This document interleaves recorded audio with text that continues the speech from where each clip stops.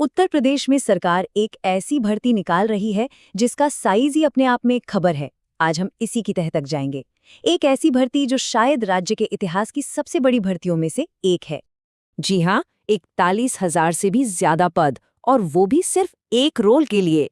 ये नंबर सुनकर ही दिमाग में आता है कि आखिर ये कौन सी नौकरी है जिसके लिए सरकार को एक साथ एक छोटे शहर जितनी बड़ी आबादी की जरूरत पड़ गई है। तो आज के इस सफर में हम सबसे पहले इस भर्ती के विशाल पैमाने को समझेंगे। फिर ये जानेंगे कि होमगार्ड असल में होते कौन हैं, उनकी सिलेक्शन प्रोसेस कितनी मुश्किल होती है, और आखिर में देखेंगे कि वे किस सरकारी मशीनरी का हिस्सा बनते हैं। तो चलिए शुरू करते हैं। ये जो जबरदस्त भर्ती है, ये उत्तर प्रदेश होमगार्ड के लिए है। ये एक ऐसा मौका है जो हर बार लाखों नौजवानों को अपनी तरफ खींचता है। ये सिर्फ एक नौकरी नहीं है, बल्कि राज्य के पूरे सुरक्षा सिस्टम को और मजबूत करने का एक बहुत बड़ा कदम है।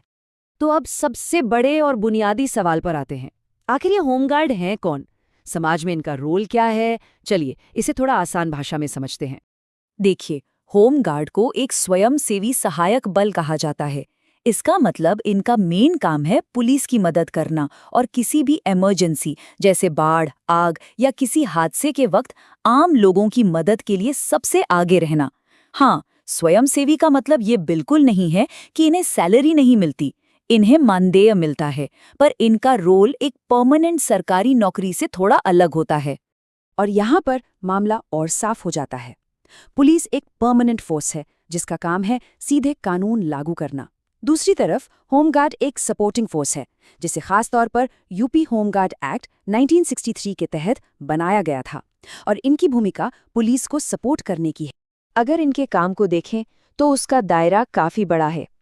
ये पुलिस की मदद तो करते ही हैं, साथ ही कानून व्यवस्था बनाए रखने में, बाढ़, भूकंप जैसी आपदाओं में राहत पहुंचाने में, और यहाँ तक कि इलेक्शन के दौरान सिक्योरिटी में भी एक बहुत जरूरी भूमिका निभाते हैं। कह सकते हैं कि ये असल में समाज और प्रशासन के बीच एक पुल का काम करते हैं। अच्छा, तो अब हम ये तो समझ गए कि होमगार्ड कौन है। अब देखते हैं कि इस फोर्स का हिस्सा बनना कितना मुश्किल है। और ये प्रोसेस सिर्फ किताबों तक ही सीमित नहीं है, इसमें और भी बहुत कुछ है। ये कोई एक दिन की रेस नहीं है, बल्कि पूरे 5 पड़ावों वाली एक सख्त प्रक्रिया है। सबसे पहले एक रिटन एग्जाम, फिर उसके स्कोर के आधार पर मेरिट लिस्ट।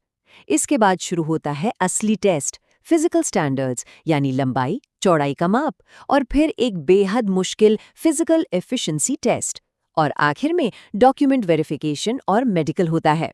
और ये जो फिजिकल चैलेंज है वो कितना कठिन है, ये स्लाइड्स साफ दिखाती है।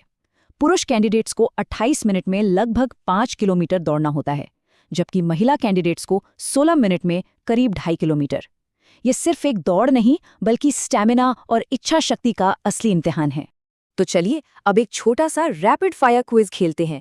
देखते हैं कि लिखित परीक्षा के लिए तैयारी कैसी है। मैं कुछ सवाल पूछूंगा जो सीधे सीधे एग्जाम के सिलेबस से जुड़े हैं। तैयार हैं?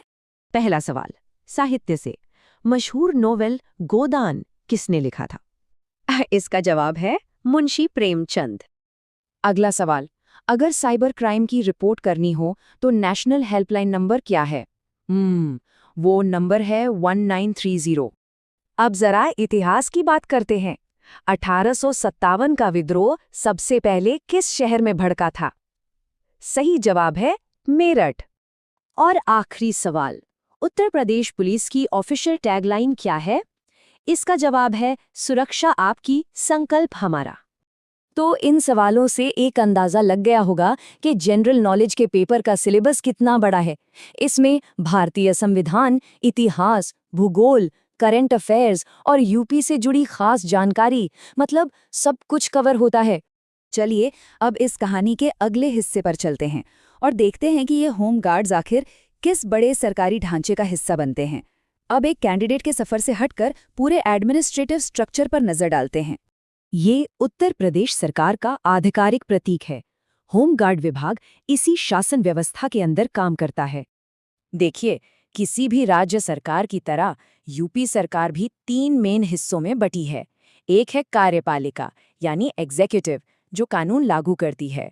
दूसरी है विधायिका यानी लेजिस्लेचर, जो कानून बनाती है, और तीसरी है न्यायपालिका यानी जुडिशरी, जो कानूनों की व्याख्या करती है।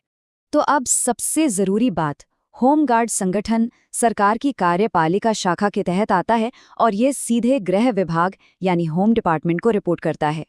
इसका सीधा मतलब है कि ये राज्य सरकार के प्रशासनिक कंट्रोल में काम करते हैं।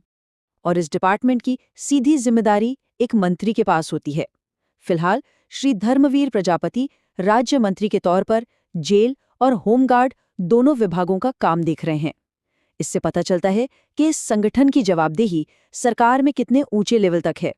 और आखिर में एक बड़ा सवाल जो सोचने पर मजबूर करता है, आज के मॉडर्न गवर्नेंस में होमगार्ड जैसे बड़े स्वयंसेवी बलों का भविष्य क्या है? क्या सुरक्षा की बदलती चुनौतियों के बीच इनका रोल और भी ज्यादा जरूरी हो जाएगा? ये एक ऐसा सवाल है जिसके बारे में सोचना वाकई दिलचस्प है।